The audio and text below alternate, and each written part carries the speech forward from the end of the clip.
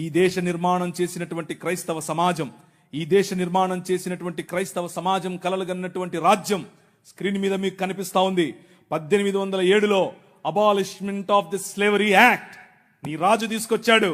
జోగిని అనే వ్యవస్థను కూల్చడానికి నీ రాజు తీసుకొచ్చాడు. 1930లో ముత్తులక్ష్మిరెడ్డిని నిలబెట్టి మెడ్రాస్ లెజిస్లేటివ్ కౌన్సిల్లో ఈ దేవదాసి వ్యవస్థను నాశనం చేయటానికి దాన్ని తీసి పారేయండి అని పిల్లు పెట్టింది. నీ రాజు పంపగా వచ్చిన వ్యక్తులు ఆంధ్ర జోగిని యాక్ట్ మనం తీసుకొచ్చాం. ఇంగ్లీష్ ఎడ్యుకేషన్ ఫర్ ఎవ్రీబడి, ప్రతి ఒక్కరికి 1835 మనం తీసుకొచ్చాం. 1795 రైట్ టు ప్రాపర్టీ, అంతకుముందు ఎవరు భూములు కొనటానికి లేదు. బడుగు బలహీన వర్గాలు భూములను స్వాధీనం చేసుకునేవాళ్ళు. నీకేంద్ర రే మల్లిగా అనేవాళ్ళు, నువ్వెవర రే ఈరిగా అనేవాళ్ళు, నువ్వెవర రే బయటుండు, నువ్వు మా ఇంటికి రావద్దు, నీ నీడ పడద్దు అన్నారు. కానీ నీ రాజు నీకు అధికారం ఇచ్చాడు. భూమి కొనుక్కునే అధికారం, భూమిలో పండించుకునే అధికారం, పండించిన దాన్ని తినే అధికారం నీది. అంతకు ముందేమయ్యేది, భూమి తీసుకుని కష్టపడి మంచిగా పనిచేసి ఇంత పండు పండిన తర్వాత వస్తాడు అయ్యగారు, ఏట్రా ఇది ఏటి బాబండింది, అమ్మగారి కాలంలో ఇచ్చిరాపో అంటే నోరు మూసుకొని ఇవ్వాలి అంతే. అదే చట్టం. కానీ ఈరోజు అది కాదు. నువ్వు పండించింది నువ్వు తింటావు, నువ్వు పండించింది నీ పిల్లలు తింటారు, నువ్వు పండించింది ధైర్యంగా నీకోసం పెట్టుకుంటావు, పొదుపు చేసుకుంటావు. కారణం ఏమిటి? నీ రాజు, రాజులకు రాజు, ప్రభువులకు ప్రభువు, కైసర్ అగస్తస్ మరియు కైసర్ తిబేరియస్ల ప్రతినిధి అయిన పిలాతు ముందు నిలబడుకొని నా రాజ్యము నీ రాజ్యము లాంటిది కాదని చెప్పాడే ఆ రాజు. Right to property, right to education, abolishing killing children. చిన్న పిల్లలను కొనుక్కొని వెళ్ళేవాళ్ళు.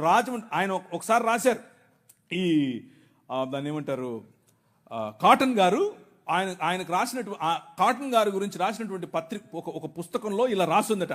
ఏంటంటే వాళ్ళ ఇంట్లో పనిచేసేటట్టు ఒక ఆయమను వచ్చి ఒక ₹1 ఇవ్వమ్మా అని అడిగింది. ఆ రోజుల్లో ₹1 ఎందుకమ్మా అంటే, నేను వెళ్ళి రాజమండ్రిలో ఒక ఆడపిల్లను కొనుక్కొచ్చుకుంటాను అంటుంది. ఏంటి కొనుక్కొచ్చుకుంటావా? ఎందుకు? అది మన పరిస్థితి ఆ రోజుల్లో. పిల్లలు నమ్ముకునేటటువంటి బతుకులు, తినటానికి లేని బతుకులు, పిల్లలు నమ్ముకునేటటువంటి బతుకుల నుండి నీ రాజు, నువ్వు అమ్మటానికి వీలు లేదు, నువ్వు చంపటానికి వీలు లేదు. నిర్మాణం కట్టాలంటే పిల్లల్ని చంపరారు, ఏదైనా రోడ్డు వేయాలంటే పిల్లల్ని చంపుతారు, రక్తం పడాలంటారు. ఇలా పిల్లలను, మన పిల్లలను చంపుతూ ఉంటే ఆపింది నీ రాజు. Right to education 1913. నువ్వు పెళ్లి చేసుకుంటే నీ భార్య 7 రాత్రులు బ్రాహ్మణుడితో పడుకోవాలి. ఇది ఈ దేశ చట్టం. నువ్వు నల్లగా ఉన్నావట, నీకు దాన్ని ఏమంటారు బట్టతలు ఉందంట, రింగులు ఎంటుకలు ఉన్నాయంట, కాబట్టి నువ్వు దాసుడివి, దస్యుడివి, నువ్వు రాక్షసుడివి, నువ్వు మ్లేచ్ఛుడివి. కాబట్టి నీ జీవితాన్ని మార్చాలంటే, కాబట్టి నీ వంశాలు మంచిగా మారాలంటే బ్రాహ్మణుడితో నీ భార్య పడుకోవాలి. కలిగే పిల్లలు ఎలా ఉంటారు? అప్పుడు ఆర్యీకరణ జరుగుతుంది. కృణ్వంతో విశ్వమార్యం అన్నారు. అంటే అర్థం ఏంటి? ఈ ప్రపంచం మొత్తాన్ని కూడా ఆర్యీకరణ చేయాలి అన్నది వారి రాజ్య కళ. The kingdom of Rama, but the kingdom of God, దేవుని రాజ్యం ఏమన్నా తెలుసా? ఎవరితో పడుకోవక్కర్లేదు. My blood is enough, I will cleanse you from all sin. ప్రతి పాపము నుండి యేసు రక్తము నిన్ను కడిగి పరిశుద్ధునిగా చేస్తుంది. ఎవరి దగ్గర పడుకోవక్కర్లేదు. మనం ఈ దేశానికి ఒక చట్టం ఇచ్చాం. ఏం చట్టం ఇచ్చాం? 1819లో. ఇదంతా నేను సుత్తి కొడుతున్నా అనుకున్నారా? చట్టం ఇది. ఒక్కసారి చరిత్ర తిరిగేయండి. ఇదంతా నీ రాజు చేశాడు ఈ దేశానికి. నీ రాజు తీసుకొచ్చాడు. నల్లట్ట పుస్తకం మోసుకొచ్చినోళ్ళు కష్టపడి పిల్లులు వేసి, రిట్ పిటిషన్లు వేసి, నిలబడి కొట్లాడి నీకు ఇచ్చిన హక్కిది. That is the kingdom of God. No discrimination, right to sit, abolishing child marriages. ఇలా చెప్పుకుంటూ పోతే ఎన్ని చట్టాలు చేశాం మనం. రైలు మనది, పోస్ట్ ఆఫీస్ మనది, ఐఏఎస్ తెచ్చింది మనం, ఐపీఎస్ తెచ్చింది మనం. తెలుగు భాషను మ్లేచ్ఛ భాష అన్నారు. అరే ఏం భాష మాట్లాడుతున్నాడు మ్లేచ్ఛుడా అంటే తెలుగు భాషలో డిక్షనరీ, మొట్టమొదటి డిక్షనరీ మంది. మీ నాయన రాజు, ద కింగ్, మనం ఇచ్చాం. CP brown, he was a machinery. ఆయన కలెక్టర్ మాత్రమే కాదు, మిషనరీ. తెలుగు భాష గద్య భాగంలో మొట్టమొదటి పేపర్ మనది. తెలుగు భాష గద్య భాగంలో మొట్టమొదటి పుస్తకం మనది. వీళ్ళకు వాళ్ళ సొంత రామాయణం, మహాభారతాలు కూడా ట్రాన్స్లేట్ చేసుకునే దిక్కు లేదు. అది చేసింది మనమే. నిజం చెప్తున్నాను, నేను అబద్ధం చెప్పట్లేదు. మొట్టమొదటి ట్రాన్స్లేషన్ చేసింది కూడా మనమే. వాళ్ళు అది కూడా చేయరు. ఎందుకంటే విద్య పంచకూడదు. వాళ్ళ రాజ్యంలో విద్య పంచకూడదు. మన రాజ్యం అందరికీ విద్య, ప్రతి ఒక్కరూ చదవాలి. ఎందుకు? ఇదిగో నల్లట్ట పుస్తకం కూడా చదవాలి. అర్థమవుతుందా? నల్లట్ట పుస్తకం చదివితే దిమాగ్ ఖరాబ్ అవుతుంది, దిమాగ్ ఫిరాయిస్తుంది, మనిషి వెంటనే మనిషి అవుతాడు. ఈ రాజ్యం మనుషుల కోసం రాజ్యం. ఆ రాజ్యం తలకాయలో నుంచి వచ్చిన వాళ్ళకి మాత్రమే రాజ్యం, భుజాల్లో నుంచి వచ్చిన వాళ్ళకే రాజ్యం. ఈ రాజ్యం అందరి రాజ్యం, అందరికీ సుభిక్షత, అందరికీ పట్టభద్రత్వం. అలెగ్జాండర్ డఫ్ అనే ఒక ఆయన, ఎంతమంది ఉన్నారు ఈ పేరు?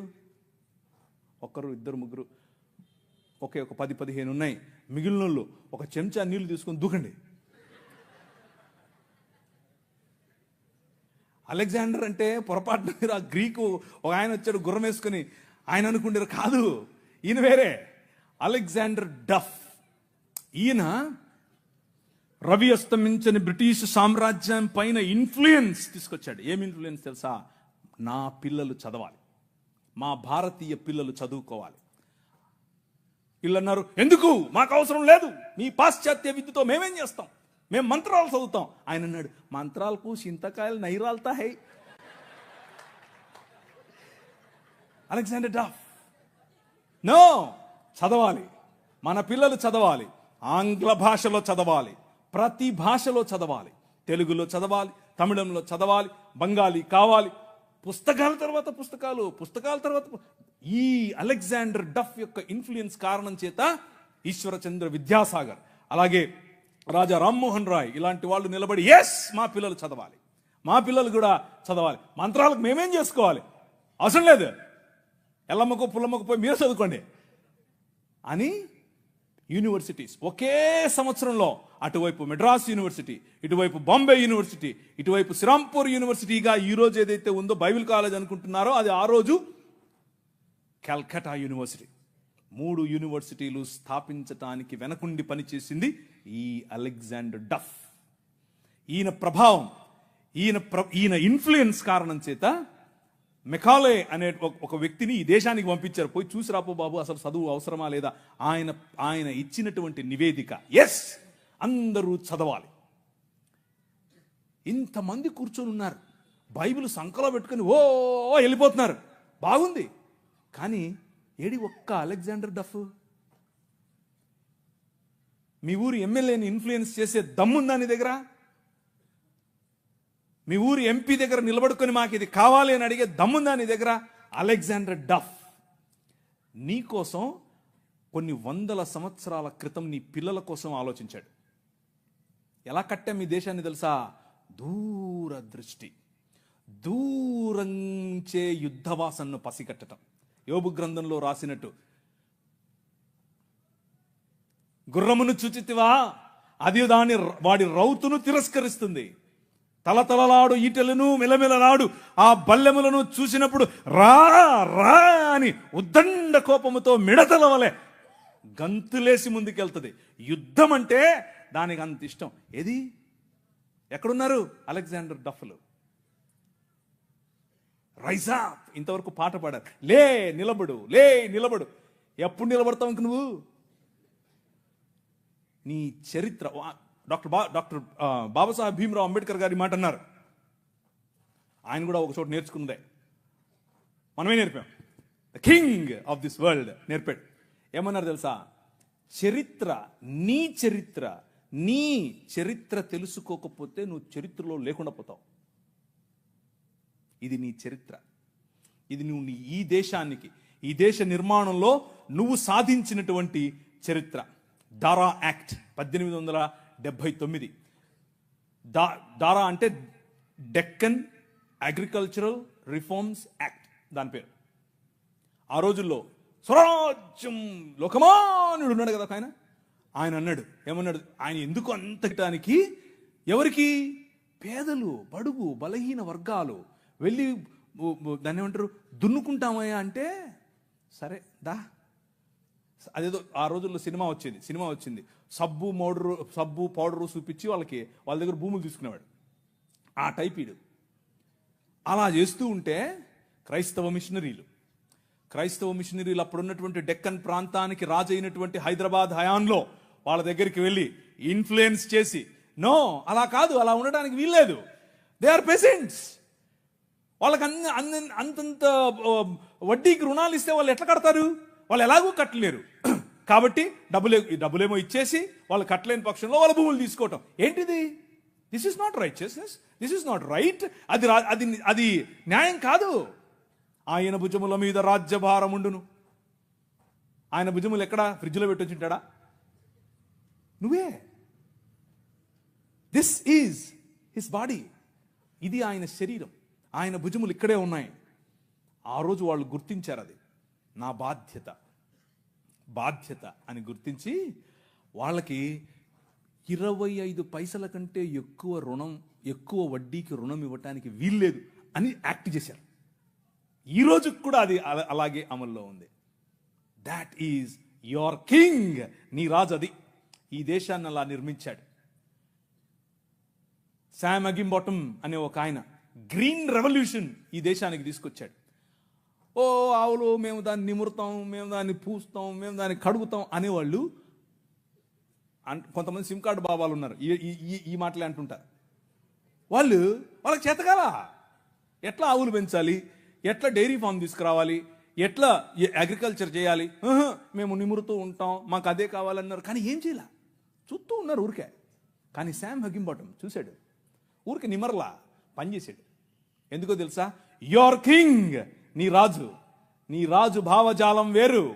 ఊరికే దాన్ని పట్టుకోనేది కాదు ఆయన రాజ్యం. దాని ద్వారా అనేకులకు ఉపాధి, దాని ద్వారా అనేక కుటుంబాలు బాగుపడాలి, అనేక కుటుంబాలు నూతనపరచబడాలి.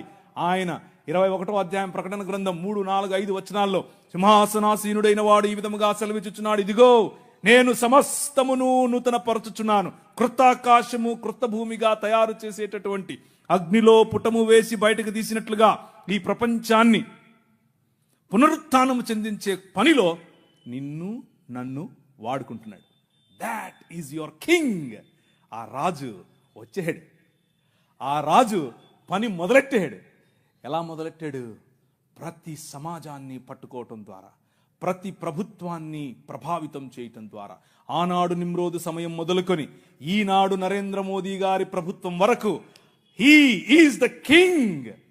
ఆయనే నడుపుతున్నాడు, ఆయనే చేస్తున్నాడు. మన జీవితాలను మరింత ప్రభావవంతమైనదిగా చేయటానికి ఈరోజు భారతదేశం అన్ని దేశాల కంటే రిలీజియస్ మైనారిటీస్ పైన ఒత్తిడి తీసుకొని రావటంలో, వారిని హింసించడంలో ప్రపంచంలో ర్యాంక్ నంబర్ 1 మనం. నంబర్ 1 ర్యాంక్ మనమే. మొన్నే వచ్చింది. రిలీజియస్ మైనారిటీస్ అంటే మనమే. మనలను హింసించటంలో భారతదేశం నంబర్ 1. పాకిస్తాన్ కాదు, ఆఫ్ఘనిస్తాన్ కాదు, సోమాలియా కాదు, ఎవరు కాదు, భారతదేశమే. చచ్చిపోయిన వాళ్ళను కూడా గుంత తవ్వి బయటకు తీస్తున్నారు ఛత్తీస్గఢ్లో. ఎందుకు చేస్తున్నారు తెలుసా? ఇదంతా భయం. ఏంటా భయం?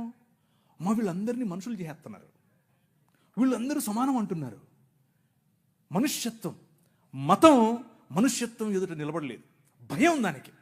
మతానికి నిజమైన మనిషిని చూస్తే భయం. నిజమైన మనుష్యులను తయారు చేసేటటువంటి దేవుని రాజ్యం, నిజమైన మనుష్యత్వాన్ని ఈ ప్రపంచంలో వెలుగుగా ప్రకాశింపచేయటానికి పిలువబడినటువంటి దేవుని రాజ్యం. ఆ రాజ్యం నిలబడాలి, ఆ రాజ్యం పోరాడాలి, ఆ రాజ్యం భయంకరమైనటువంటి ఈ ఒడుదుడుకులలో కూడా నిలబడాలి. అలా నిలబడటానికి మీరు మీ సమాజం, మీ సంఘం పాటు పడాలి. అలా పాటు పడతారని నేను విశ్వసిస్తున్నాను కూడా. ఇకపోతే కొద్ది నిమిషాలు ఒక కంపారిజన్ అనేది ఈ 3 రాజ్యాలకు, ఒకవైపు ముహమ్మద్ గారు నిర్మించిన రాజ్యం, ఒకవైపు సనాతనంగా ఉన్నటువంటి రాజ్యం, ఇంకొక వైపు క్రీస్తు నిర్మిస్తున్న దేవుని రాజ్యం. ఈ 3 రాజ్యాలలో ఉన్నటువంటి కొన్ని విషయాలు, ఎక్కువ చెప్పను, మిగిలిన రాజ్యాలకు ఈ రాజ్యానికి ఉన్నటువంటి తేడా మీ స్క్రీన్ పైన చూస్తున్నట్లుగా, ఆ రాజ్యం ఏ చేతి సహాయం లేకుండా తీయబడినటువంటి రాయి ఇంతింతై మహాపర్వతమై ప్రపంచములో ఉన్న శక్తులను, అంధకార సంబంధమైన దురాత్మ సమూహముల నుండి మనం విడిపించడానికి కొలస్సీలకు రాసిన పత్రిక 1వ అధ్యాయం 18 నుంచి చదువుతూ వెళితే వచ్చే సారాంశం ఇదే. ఆ ప్రభువు భయంకరమైనటువంటి వైలెన్స్కు ప్రతీకగా ఉన్నటువంటి సిలువను హీ ఫ్లిప్డ్ ఇట్. దాని మీద కాలేసుకుని కూర్చుని మరణం. అందరూ అనుకున్నారు 3 మేకులు పీక్కోలేడు. 3 మేకులు పీక్కుండేది కాదు, మనుష్య సమాజానికి పట్టినటువంటి పాపం అనే మేకును, ఆ మేకుకున్న ముళ్ళు, మరణం అనే ముళ్ళును విరిచి పారేయటానికి ఆయన సిలువనెక్కాడు. సిలువనెక్కి ప్రపంచాన్ని మార్చటానికి, ప్రపంచములో దేవుని రాజ్య సువార్త ప్రకటించటానికి, ప్రపంచములో the presence of his countenance, దేవుని సన్నిధి మన మధ్యకు తీసుకుని రావటానికి, ఇమ్మానుయల్ అనేటటువంటి ఎక్స్పీరియన్స్ మనకి ఇవ్వటానికి, ఆయనే స్వయంగా పగటిలో మేఘస్తంభముగా, రాత్రిలో అగ్నిస్తంభముగా, నీళ్ళిచ్చు బండగా ఎలా అయితే ప్రపంచములో ప్రతి సమయములోనూ తన ప్రమేయాన్ని మనుష్యుల మధ్యలో చూపిస్తూ వచ్చాడో, పురాతన కాలము మొదలుకొని శాశ్వత కాలము, ఇప్పుడు భారతదేశంలో, ఇప్పుడు మిగిలిన దేశాల్లో, ఇప్పుడు అమెరికాస్, ఇప్పుడు ద హోల్ వరల్డ్ లో తన ప్రమేయాన్ని చూపిస్తున్నాడు. ఆయన ప్రెజెన్స్, ఆయన ఆలోచనలు చూపిస్తూ ఉన్నటువంటి ఈ దేవుడు మనకివ్వబడినటువంటి పిలుపు ఏమిటి అనంటే ద కాల్ ఆఫ్ అస్. మనకివ్వబడినటువంటి పిలుపు ఏమిటి అనంటే యాక్ట్. మనం న్యాయమును జరిగించాలి, కనికరమును ప్రేమించాలి, అలాగే దీన మనస్సు కలిగి జీవించాలి. ఇదే మనకు పిలుపు. నువ్వు బలులు ఇస్తావా, నువ్వు నీ కొడుకునిస్తావా, నువ్వు నూనెస్తావా, నువ్వు గొర్రెలిస్తావా అని మతం చెప్తూ ఉంటే, మనుష్యుడా అది కాదు నేను అడిగింది. 3 ఏమడిగాను? న్యాయమును జరిగించుటయు, కనికరమును ప్రేమించు, మిగా గ్రంథం నుంచి చెప్తున్నాను, కనికరమును ప్రేమించుటయు, దీన మనస్సు కలిగి నీ దేవుడైన యెహోవా ఎదుట జీవించుటయు. ఇంతే కదా నేను అడుగుతోంది. That is my Kingdom. నా రాజ్యం అదే. ఆ రాజ్యం నీవు స్థాపించాలి. ఆ రాజ్య స్థాపనలో నువ్వు నేను కలిసి పనిచేయాలి. ఈ రాజ్యంలో చిన్నపిల్లలు, ఆడపిల్లల పట్ల మన వైఖరి ఏమిటి అనంటే, ప్రభు అన్నాడు, నీ కనుదృష్టి తప్పుగా ఒక స్త్రీ మీద పడితే కూడా నువ్వు పాపం చేసినట్లే అని అన్నాడు. కానీ ఈ రాజ్యం, ముహమ్మద్ గారు నిర్మించినటువంటి రాజ్యం, ఆ రాజ్యంలో స్క్రీన్ మీద మీకు కనిపిస్తున్నట్లుగా 9 ఏళ్ల బాలికతో 6 ఏళ్ల వయసులో ఆమెను పెళ్లి చేసుకుని 9 ఏళ్ల వయసులో ఆమెతో శయనించినటువంటి రాజ్యం. అలాంటి రాజ్య నిర్మాణం ముహమ్మద్ గారు చేశారు. అది ఎక్కడుంది? సహీహ్ బుఖారీ వాల్యూమ్ నెంబర్ 7 హదీస్ సంఖ్య 51, 58. 4 పెళ్లి చేసుకో నువ్వు చాలే అని అల్లా చెప్పాడంట ఆయనకి. అది కాదని ఒకేసారి ఆయన 9 మందిని చేసుకున్నాడు పెళ్లి. ఇది ఎక్కడుంది? సహీహ్ బుఖారీ పేజ్ నంబర్ 195 హదీస్ సంఖ్య 268, 284. ఇవన్నీ నేను దాన్ని ఏమంటారు, నాకేం ప్రాబ్లం లేదు, లైవ్ వెళ్ళినా ప్రాబ్లం లేదు, ఎక్కడికి వెళ్ళినా ప్రాబ్లం లేదు, నేను పబ్లిక్గా చెప్పాను అందరి ముందు. కానీ మీకు కొంచెం జుగుప్సాకరంగా ఉండొచ్చు మొదటిసారి ఒకవేళ వింటూ ఉంటే. కానీ ఎందుకు ఇది చెప్తున్నాను అనంటే, నీ రాజును తెలుపని తెలియాలంటే పక్కన నలుపు ఉండాలి. అర్థమవుతుందా? మీకు మీ రాజు విలువ తెలియట్లా, ఇంకా మీ రాజు కట్టే రాజ్యం విలువ తెలియట్లా. ఇది చూస్తే తెలుస్తుంది. ఒకరోజు తను పెంచుకున్న కుమారుడి భార్య, ఆవిడ బట్టలు మార్చుకుంటోంది. అల్లా గారు ఒక గాలి పంపారట. ఆ గాలి పంపగానే తెర చిరిగిను, లేదా తెర పైకి లేచెను. తెర పైకి లేస్తే నువ్వు నేనేం చేస్తాం? కళ్ళు మూసుకొని పక్క వస్తాం. అలా రావాలి. మన ప్రభు అది నేర్పాడు. ఆయన అన్నాడు, అస్తగ్ఫిరుల్లాహ్, దేవుడు ఎంత అందం సృష్టించాడు అని చెప్పి బయటికి వెళ్ళి వెళ్ళిపోతున్నాడు. ఈమె పాపం ఉదరాభద్ర మా మామగారు వెళ్ళిపోతున్నారని చెప్పి మంచిగా బట్టలు వేసుకుని వెళ్తూ వాళ్ళ కొడుకు వచ్చాడు. ఏమైంది, మా నాన్న వెళ్ళిపోతున్నాడు, ఏమైంది ఏమో నాకు తెలియదు, అడుగు. ఆయన వెళ్ళి, నాన్నగారు ఏమైంది అని అంటే, ఏం లేదురా, నీ భార్య బాగుంది, నువ్వు వదిలేసి నేను చేసుకుంటా అన్నాడు.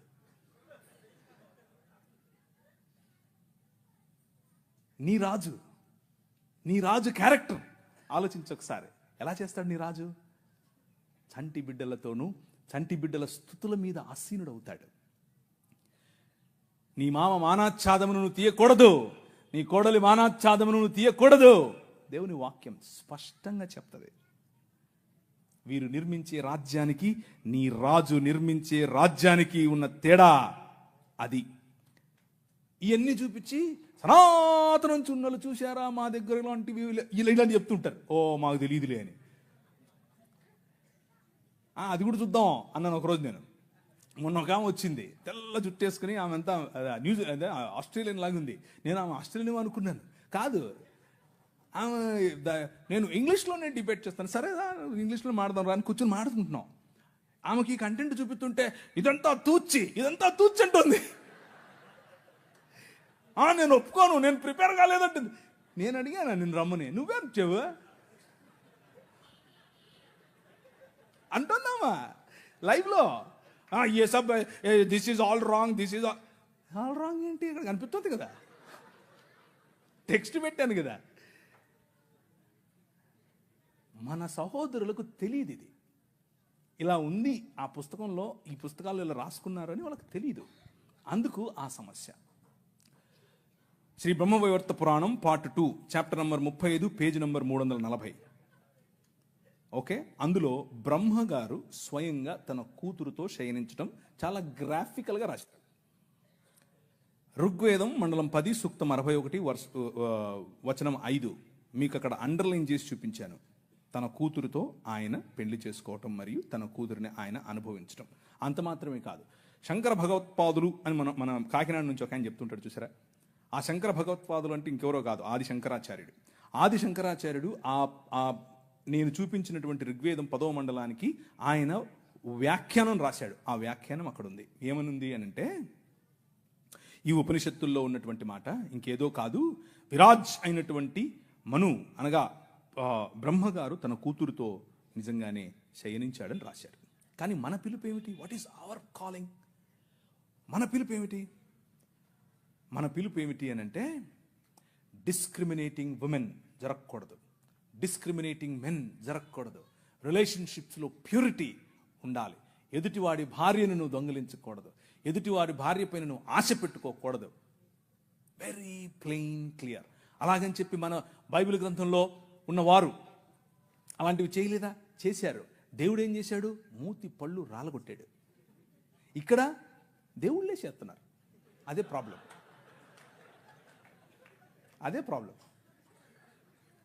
అదే ఆయన నిర్మించే రాజ్యంలో అగ్నిచేత పుటము వేయబడి తీసినటువంటి మానవ సమాజం, మేలిమి బంగారము లాంటి మానవ సమాజం, నిజముగా ఆయన చిత్తానికి లోబడే మానవ సమాజం, ప్యూర్గా ఉండే మానవ సమాజం. మొహమ్మద్ గారు కట్టినటువంటి రాజ్యం. ఆయన అన్నారు, స్త్రీలు అరబుద్దోళ్ళు అన్నాడు. అంటే నేను అనట్లేదు, మీరు రాళ్ళెత్తుకోకండి, నేను కాదు, మొహమ్మద్ గారు అంటున్నారు. ఎక్కడ? సూరా 2:282 ఖురాన్లో ఉంది. సహీల్ బుఖారీ 3వ హదీసు 26:58. ఎవరు? స్త్రీలు అర్రబుద్దోళ్ళు. ఈయన ఒకసారి విహారయాత్రకు పరలోకం వెళ్ళేట. ఇదంతా నేను ఏదో స్టోరీ చెప్పట్లేదు, మీ కళ్ళ ముందు ఉంది, కావాలంటే చూసుకోండి, ఆ రెఫరెన్స్లు మీరు వెళ్ళి చూడండి. ఓకే, ఈయన విహారయాత్రకు వెళ్ళి పైన ఆయన అల్లాహ్ గారితో మాట్లాడి, అల్లాహ్ గారితో సంభాషణ చిట్చాట్ అయిపోయిన తర్వాత ఎన్నికొస్తున్నాడు. ఎన్నికొస్తే ఆ పక్కన నరకం ఉందట. ఆయన తొంగి చూశాడు, ఇట్లా ఏముందో నరకంలో చూద్దాం. చూస్తే అందులో ఎక్కువ మంది స్త్రీలు ఉన్నారంట. ఆయన పోతే పోయాడు, అల్లాతో మాట్లాడితే మాట్లాడాడు, పోతే తొంగి చూస్తే చూశాడు. ఆయనకు స్త్రీలు కనపడటం ఏంటి? ఆయన ఉద్దేశం ఏంటంటే స్త్రీలు నరకపాత్రులు. ఎందుకు స్త్రీలు నరకానికి వెళ్తారు అని అంటే ఆయన దానికి ఒక ఉదాహరణ కూడా చెప్పాడు సహీహ్ బుఖారీలో, అలాగే సహీహ్ ముస్లిం. ఏమనంటే పురుషులను వాళ్ళు పాపంలో పడేలా చేస్తారు కాబట్టి వాళ్ళందరూ నరకానికే పోతారని చెప్పాడు. ఇది వారు నిర్మించే రాజ్యం. మన రాజ్యం, నీ ప్రభు, నీ రాజు, నీ రాజు కట్టే రాజ్యం ఏమిటి? ఆయన దగ్గరికి ఒక ఆమె పడుపు వృత్తి, ఒళ్ళమ్ముకునే ఆమె వచ్చి జటామాంసి అత్తరుబుడ్డి తీసుకుని వచ్చి పగులు కొట్టి తన కాళ్ళ మీద పోసి తన తల వెంట్రుకలతో తుడుస్తూ ఉంటే అమ్మా అని పిలిచాడు. అర్థమవుతుందా? పాపంలో పట్టబడిన స్త్రీని ఈడ్చుకుని వచ్చి కొట్టండి అంటే, ఒరే మీలో తప్పు చేయనుడు ఫస్ట్ ఏంటి రా అన్నాడు. ఎక్కడికక్కడ వెళ్ళిపోయారు అందరూ. అమ్మా నేను ఏం చేయను, వెళ్ళిపో అన్నాడు. ఈ రాజు పైకి వెళ్ళి తొంగి చూసేది కాదు, అక్కడి నుంచి వచ్చాడు. ఆయనకు తొంగి చూడాల్సిన పనే లేదు, అక్కడి నుంచే వచ్చాడు. అక్కడి నుంచి వచ్చి ఎక్కడికి వెళ్ళాడు తెలుసా? ఒక్క స్త్రీ బావి దగ్గరికి వస్తుంది, నీళ్లు పట్టుకుంటుంది. ఈ రాజు, జగములనేలే రాజు, తన చేతి పనులుగా ఉన్నటువంటి భూమి ఆకాశములు, ఆకాశము తన సింహాసనం, భూమి తన పాదపీఠం. కానీ ఈ రాజు బిందెలెట్టుకుని నీళ్ళెట్టుకుని దగ్గరికి వెళ్తాడు. అక్కడ కూర్చొని వెయిట్ చేస్తాడు. ఆమె వస్తే అమ్మా నీళ్ళు ఇస్తావా అంటాడు. Look at the difference between these two kingdoms. ఈ రెండు రాజ్యాలకు ఉన్న తేడా. ఆ వైఖరి స్త్రీల పట్ల, ఈ వైఖరి స్త్రీల పట్ల. నీ రాజు స్త్రీలను గౌరవించే రాజు, నీ రాజు స్త్రీలకు డిగ్నిటీని ఇచ్చే రాజు. అందుకనే ఈ దేశంలో ఏం జరిగిందో తెలుసా? ఈ దేశంలో ఇంకొక 5 నిమిషాల్లో ఎవడో ఒకడు ఆవులించకపోతే చెప్తాం ఈ కథ. ఈ దేశంలో స్త్రీలు జాకెట్లు వేసుకోకూడదు, అది చట్టం. మొన్న రీసెంట్గా సినిమా కూడా వచ్చింది ఒకటి, అదేదో జరగలేదు అనుకుండేరు, అది జరిగింది. అది ఈ దేశంలో ఉన్న చట్టం. ఎందుకు అనంటే మన దేవుడైనటువంటి బ్రాహ్మణుడు నడుచుకుంటూ వస్తే అది ఆడో మగో తెలియాలి కాబట్టి ఇప్పి చూపించాలి. ఏం లాజిక్ ఇది? ఏం లాజిక్? అవును, ఇది ఎవరికి ముఖ్యంగా బడుగు బలహీన వర్గాలకు జాకెట్లు వేసుకునే అధికారం లేదు అన్నారు. ఎందుకు లేదు? వేసుకోకూడదు నువ్వు అన్నారు. వేసుకుంటే స్తనాలు కోశారు. మీ స్తనాల బరువు చూసి దానికి పన్ను విధించారు. బాగా బలిశావులే కట్టు అన్నారు. కానీ ఒక పేరు చెప్తాను, విన్నోళ్ళు చేయొద్దండి. Charles Mead. నేను వెళ్ళిపోతున్నా.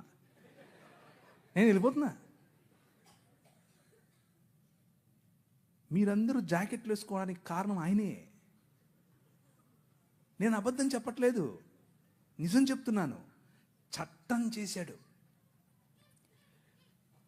అక్కడ లండన్ హౌస్ ఆఫ్ కామన్స్లోకి వెళ్ళి కొట్లాడాడు. నా భారతీయ స్త్రీలకు గౌరవం కావాలి. తెల్లడే బయట నుంచి వచ్చాడు. అందుకనే వాళ్ళను గర్వంగా మా తల్లిదండ్రులు అనేది, నేను ఊరికి అన్ను గర్వంగా అనేది. ఎందుకు తెలుసా? మీరు బట్టలు వేసుకోకుండా మమ్మల్ని అనగదొరికితే వాళ్ళు మాకు జాకెట్లు పంచారు. మీరు అన్నం పెట్టండి అయ్యా అనంటే ప్యాడ్ ఇచ్చారు, చచ్చిపోయిన గొడ్డిచ్చారు.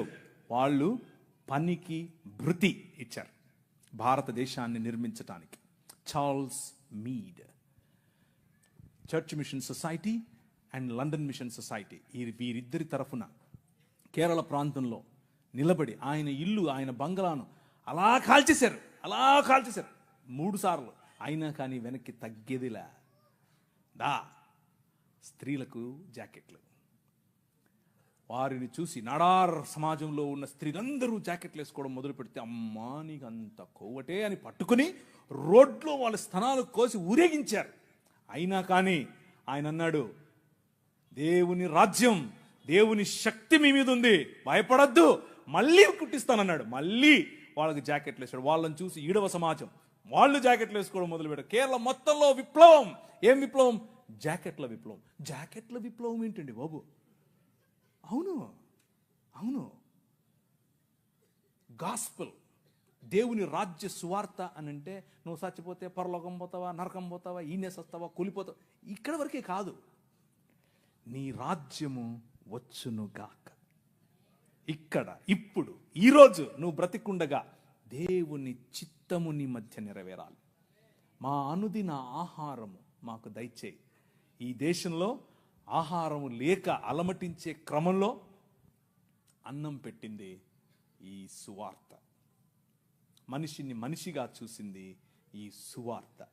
చార్ల్స్ మీడ్ కారణం చేత స్త్రీలందరూ ఈరోజు జాకెట్లు వేసుకుంటున్నారు. అంత మాత్రమే కాదు, జాకెట్లు వేసుకుంటూ ఉంటే ఇప్పుడు వచ్చి మనకు శుద్ధ నీతులు చెప్తున్నారు. మీరు పాశ్చాత్య డ్రెస్సులు వేసుకోవాకండి. ఏంది, అసలు డ్రెస్సులే వేసుకోవద్దన్నారు మొన్నటిదాకా, ఇప్పుడేమో పాశ్చాత్య డ్రెస్సులు అంటున్నారు. చూసావా, మన రాజ్యం, దేవుడు నిర్మించే రాజ్యం, అది ప్రభావవంతమైన రాజ్యం. శత్రువును కూడా తన భావజాలంలోనికి మర్చుకోగల రాజ్యం. ఒక ఆయన నేను టీవీలో మాడుతూ ఉంటే ఒక ఆయన అన్నాడు, ప్రవీణ్ గారు మీరు మీరు మీరు మత మార్పిడి చేస్తారు. మేము ఎక్కడ మత మార్పిడి చేసామండి బాబు? ఏంటి, ఏం లేదండి మీరు అవునా, నీకు ఇట్లా కాదులే, ఇంకొక రకంగా చెప్తా అని చెప్పి, సరే మీ పేరేంటి అంటే చెప్పాడు. ఆయన ఆబ్వియస్గా బ్రాహ్మణుడు, క్షత్రియుడు, వైశ్యుడు కాదు. అంటే ఎవరు, మీరు అర్థం చేసుకోండి, శూద్రుడో ఇంకెవరో ఉంటాడు. మీరు స్కూల్కి వెళ్ళారా అని అడిగాను. మీ అమ్మగారు ఏం చేస్తారు అని అడిగాను. మా అమ్మగారు లెక్చరర్ అండి అన్నాడు. ఏ కాలేజీలో అని అడిగాను. చెప్పారు. అయితే మీరు సగం క్రైస్తవులే అన్నాను. అదేంటి అంటే మీ సనాతనంలో మీరు చదువుకోకూడదండి, మీరు కాలేజీకి పోకూడదు, మీ స్త్రీలు అసలు చదువుకోకూడదు, వాళ్ళు చదువు చెప్పడం ఏంటి? చూసారా మా భావజాలంలోకి వచ్చేసారు అన్నాను. అయ్యో నవ్వుతున్నాడు. అయ్యో మీరు ఎట్టి ఏది చెప్పినా నువ్వు సగం క్రైస్తవుడు అన్నాను. ఆయనకు మైండ్ బ్లాక్. ఏంటండి చెప్పాను. చూసారా, దేవుని రాజ్యం ఆవగింజంతదే, కానీ అది పెరుగుతుంది, నీకు తెలియకుండానే పెరుగుతుంది, విస్తరిస్తుంది, మహావృక్షం అవుతుంది. మీ అమ్మగారికి చదువు చెప్తుంది. అర్థమైందా? ఎలా కట్టాం, నీ రాజు ఎలా కట్టాడు? స్త్రీలకు చదువు, వాళ్ళు రొట్టెలు ఎత్తాలి, వాళ్ళు అన్నం వండాలి అని మాట్లాడుకుంటూ ఉంటే, వాళ్ళు షెడ్యూల్ వేసుకోవచ్చా వేసుకోకూడదా అంటే మగవాళ్ళు, పురుషులు, మనము స్త్రీలను పురుషులను పక్క పక్కన కూర్చోబెట్టి 200 సంవత్సరాల క్రితమే చదువు చెప్పాం. That is the kingdom of God, దేవుని రాజ్యం. ఆ రాజ్య ప్రభావానికి తట్టుకోలేక, నిజమైన మనుష్యత్వాన్ని చూసి తట్టుకోలేక మతం గిలగిలగిల కొట్టేసుకుంటుంది. అదే జరుగుతుంది ఇప్పుడు. కానీ అలు పెరగకూడదు. మన విలువలు అలు పెరగకూడదు. లే నిలబడు అనే పాట మళ్ళీ మళ్ళీ పాడుకోండి. నిలబడాలి, దేవుని రాజ్యం కోసం నిలబడాలి, నీ రాజు కోసం నిలబడాలి. ఆ రాజు నీ ఊరికి రాజు, ఆ రాజు ఈ దేశానికి రాజు. ఇప్పుడు రాజు ఆయనే, తర్వాత రాజు ఆయనే. అప్పుడెప్పుడో వస్తాడు అనుకుంటారు, ఆయన మన మధ్య ఇక్కడ ఇప్పుడు ఉన్నాడు. ఒక రోజు తెర చినుగుతుంది,